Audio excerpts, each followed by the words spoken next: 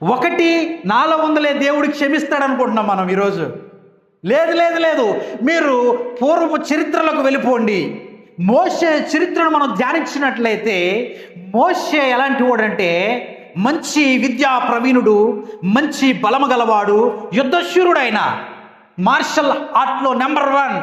ఒకరోజు హెబ్రీ మనిషిని ఒకడు కొట్టాడని ఐగుప్తుని ఒకే ఒక షాట్తో కొట్టి చంపేశాడు ఆయన. ఎందుకో తెలుసా? బాబు, నీ సహోదరుని ప్రేమించాలని అంత కోపం. ఇప్పుడు ఎవరైనా దెబ్బలాడుకుంటే మీ ఇంట్లోళ్ళు కాదు, మీ నాన్న కాదు, మీ తమ్ముడు కాదు, మీ అన్నయ్య కాదు, పక్కన వాళ్ళు ఎవరో దెబ్బలాడుకుంటే నువ్వేం చెప్తావు? మా అయితే సర్ది చెప్తావు, వినకపోతే తిట్టెళ్ళిపోతావు, పోనీ చంపేస్తావా? పోనీ మీ నాన్న కొడితే చంపుతావు. కానీ అతను వాళ్ళ నాన్న కూడా కాదు, తన బంధువు కాదు, ఒక హెబ్రీయుడు అంతే. రాజస్థానంలో ఉన్న వ్యక్తి ఏం చేశాడు? సప్పను కొడితే చంపేశాడంట. అటువంటి ఒక ముక్కోపి ఆయన ఎవరు? మోషే. అటువంటి మోషే దేవుని ప్రజలను ఇప్పుడు నడిపిస్తున్నాడు. అటువంటి మోషే దేవుని ప్రజలు ఇసుకిస్తూ ఉంటే దేవుని ప్రజలు మరి దేవుణ్ణి ఎంతగానో శోధిస్తూ, అయ్యా నాకు మాంసం కావాలి, అయ్యా నాకు మంచి నీళ్లు కావాలి, అయ్యా నాకు ఎండ వస్తుంది, అయ్యా నాకు చెప్పులు లేవు, అయ్యా నాకు దూడ కావాలి అని రంకులు వేస్తూ ఉన్నారు వాళ్ళు.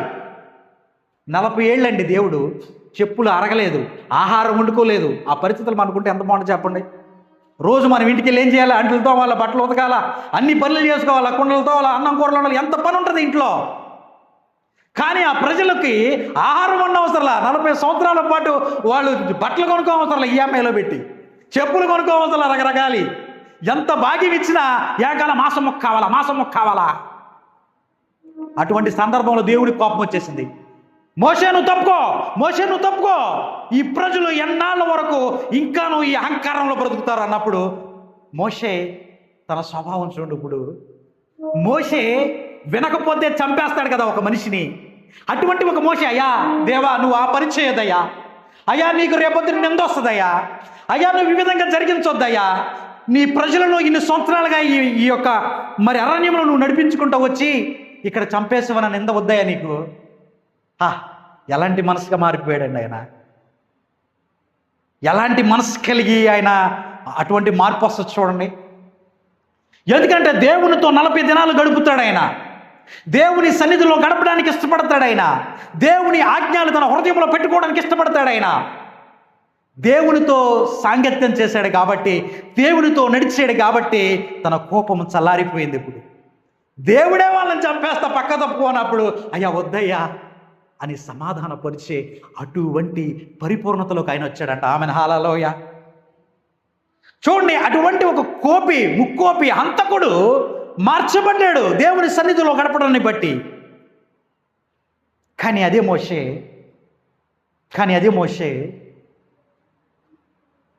మోషే గురించి దేవుడిచ్చిన మరి గొప్ప మాటలు మనం విందాం. అతడు నా ఇల్లంతటిలో నమ్మకమైన వాడు, నేను గూఢభావములతో కాదు దర్శనమిచ్చి ముఖాముఖిగా అతనితో మాట్లాడుదును. అతడు యెహోవా స్వరూపమును నిదానించి చూచును. కాబట్టి నా సేవకుడైన మోషేకు విరోధముగా మాట్లాడుటకు మీరు ఎలా భయపడలేదనెను. Amen hallelujah. ఇక్కడ మోషే మీద చనుగుకున్న వ్యక్తుల గురించి యెహోవా దేవుడు ఒక గొప్ప సాక్ష్యం చెప్తున్నాడు. అయ్యా నేను కొంతమంది వ్యక్తులు ప్రవక్తలు ఉన్నారనుకో, వాళ్ళతో ఎలా మాట్లాడతా తెలుసా? ఒక కళ చెప్తా, ఒక కళ చెప్పి ఆ కళలో నేను మాట్లాడతా, ఒక దర్శనాన్ని ఇస్తా, అలా మాట్లాడతా. కానీ మోషే అలాంటి వాడు కాదు, నా ఇల్లంతటిలో నమ్మకమైన వ్యక్తి, అతనితో నేను ముఖాముఖిగా మాట్లాడతా, ఒక స్నేహితుడితో మాట్లాడినట్టు మాట్లాడతా, ఒక బంధువుతో మాట్లాడినట్టు మాట్లాడతా. మీరెవరు రాబాయ్ అతని విషయంలో మాట్లాడడానికి?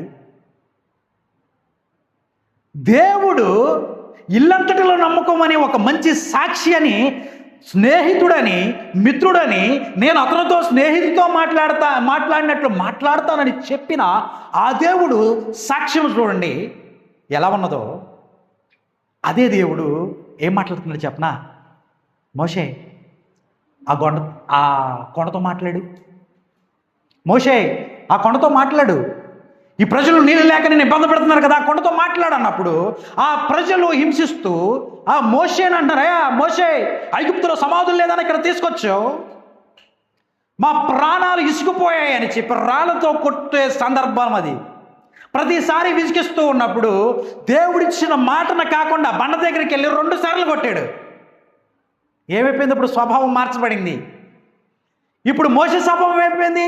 మోషే 40 ఏళ్ళు అంతా దీర్ఘకాలకంగా వాళ్ళని క్షమించుకుంటూ దేవుణ్ణి మనుషుల్ని మధ్య సమాధానపరిచిన అదే మోషే ఒక పొరపాటు చేసేసాడు. ఇప్పుడు దేవుడు బండతో మాట్లాడు అన్నాడు. మోషే కోపముతో బండను కొట్టాడు. బండ అంటే ఎవరు? క్రీస్తు ప్రభు. ఆ క్రీస్తు ప్రభువును కొట్టాడు వెళ్ళి. అయితే ఇప్పుడు అదే దేవుడు, ఇల్లంతటిలో నమ్మకము అన్న దేవుడు, మోషేతో నేను ముఖాముఖిగా మాట్లాడుతున్నాను, ఎవడైనా సరే మోషేకి వ్యతిరేకంగా మాట్లాడితే కుష్టి రోగంతో మొత్తుతా, ప్రాణాలు లేకుండా చేస్తా అన్న అదే దేవుడు ఏం మాట్లాడతాడు చూడండి. ద్వితీయోపదేశకాండ 32వ వచనంలోకి వెళ్ళండి. నీవు ఎక్కిపోవచ్చు నా కొండ మీద మృతి పొంది నీ స్వజనముల యొద్దకు చేరుదవు. ఏలనగా మీరు సీను అరణ్యములో కాదేశు మోరీబా నీళ్ళ యొద్ద ఇశ్రాయేలు మధ్య నన్ను పరిశుద్ధపరచక ఇశ్రాయేలు మధ్యను నా మీద తిరుగుబాటు చేసి తిరిగి ఎదురుగా ఆ దేశమును చూచెదవు, కానీ నేను ఇశ్రాయేలుకు ఇచ్చుచున్న ఆ దేశమును నీవు ప్రవేశింపవు. చూడండి, మోషే దేవుని స్నేహితుడైన మోషే, దేవుని ముఖాముఖిగా చూసిన ఆ మోషే కానాను దేశానికి చేరడానికి లేదు. ఈరోజు నేను మారు మనసును పొందాను, బాప్తిసం తీసుకున్నాను, నీళ్ళలో మునిగి పైకి లేచాను, నేను ప్రవశిస్తున్నాను, నేను అద్భుతాలు చేస్తున్నానంటే కుదరదు.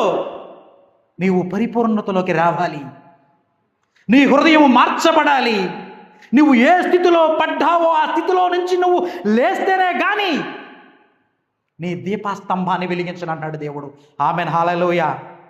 మోషేకే దిక్కులేదండి కానానులో చేరడానికి. మనమెంత, మన జీవితం ఎంట. మరి ఈరోజు నువ్వు ఏ స్థితిలో పట్టబడ్డావు?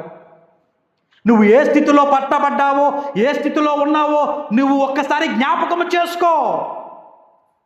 రిమెంబర్. నువ్వు జ్ఞాపకం చేసుకుని మారు మనసు పొందితేనే మాట్లాడాలనుకుంటావు. నువ్వు ఎవరినైనా ఇష్టపడినప్పుడు ఏం చేస్తావు? వారితో మాట్లాడాలని తహతహలాడిపోతూ ఉంటావు. ఎప్పుడు తెల్లారుతుందో అని చూస్తూ ఉంటావు. ఫోన్లో ఎప్పుడన్నా మెసేజ్ వచ్చిందా అని చూస్తూ ఉంటావు. ఎందుకు అంటే ఆ వ్యక్తి మీద నీకు ప్రేమ.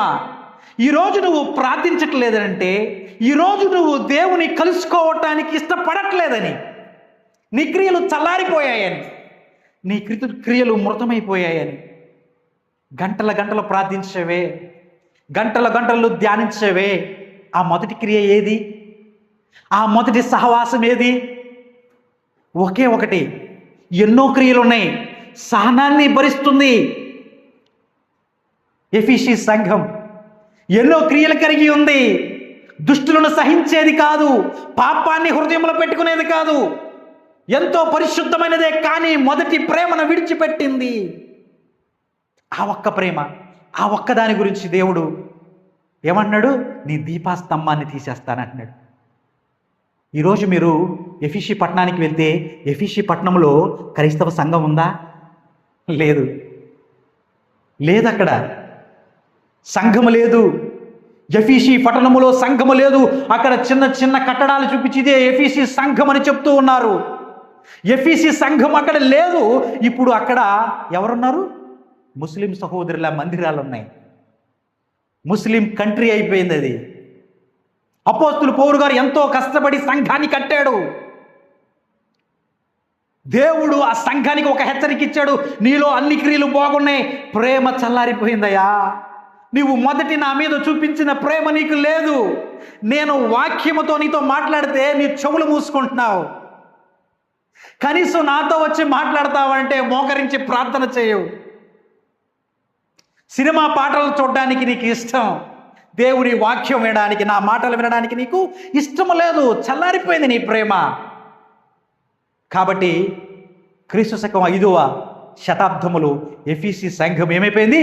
ధ్వంసమైపోయింది. కాబట్టి విశ్వాసులమైన మనము కూడా ఎన్ని సంవత్సరాలుగా మందిరానికి వచ్చామని కాదు, కానీ మనం పరిపూర్ణతలోకి నడిపింపబడుతున్నామా లేదా? ఆయనకు కలిగిన పరిపూర్ణత రావాలంట మనలో. Amen hallelujah.